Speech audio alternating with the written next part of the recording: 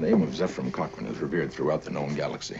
Planets were named after him. Great universities, cities. Zefram Cochrane?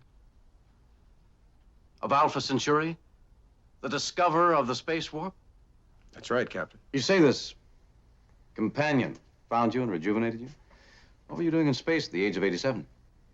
I was tired, Captain. I was gonna die, and I wanted to die in space, that's all. True, his body was never found. There's a whole galaxy out there waiting to honor you. I have honors enough. This is going to be like being there to watch Chuck Yeager break the sound barrier, or Zefram Cochrane engage the first warp drive.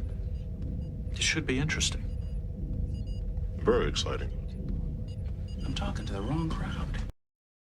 We all grew up hearing about what you did here, or what you're about to do. You know, I probably shouldn't even tell you this, but I went to Zefram Cochrane High School. Really? Requested transfer to Starfleet Engineering Corps. Transfer approved.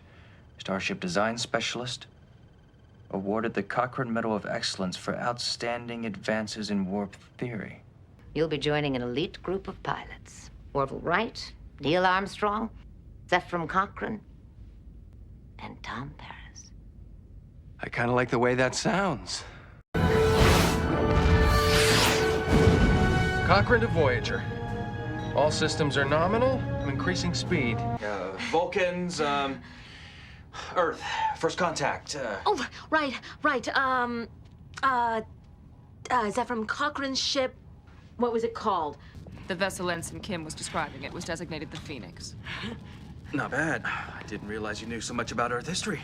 I don't. But the Borg were present during those events. Really? It's a complicated story. Perhaps another time.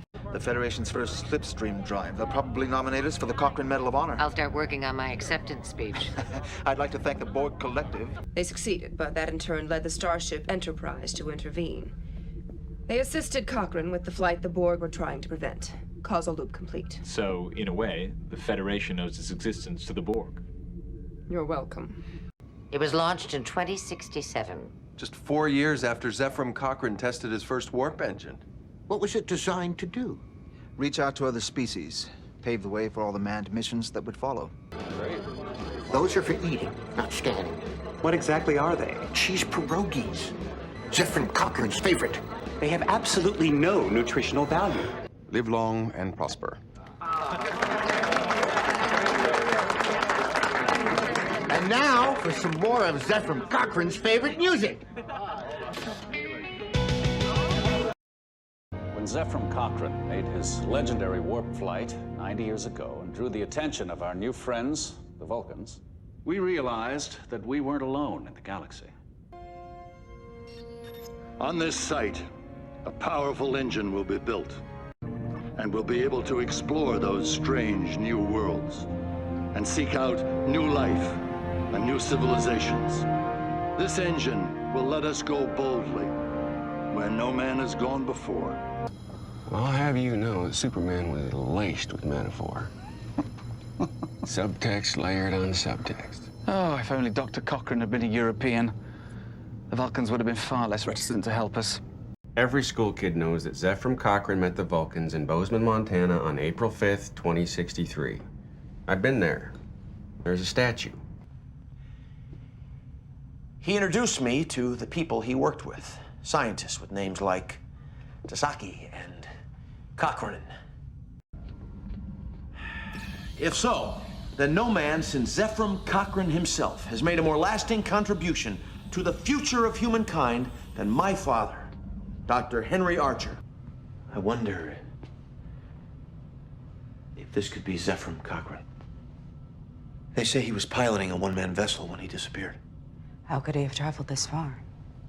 Phlox has sent a request to Dr. Cochrane's family. They're transmitting his genetic profile.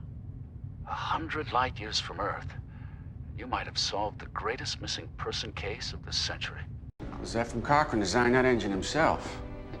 I've heard rumors that he personally signed the inside of each reactor casing. There was something familiar about all this, but I couldn't put my finger on it until I found the speech Zefram Cochrane made 89 years ago. As I recall, Cochrane was famous for his imaginative stories. He was also known to be frequently intoxicated. No one took him seriously. Either we get away from these anomalies, or we're gonna have to rewrite the book on warp theory. And I don't have to tell you how long it took Zefram Cochrane the first time around. That's Zefram Cochrane. He invented warp drive.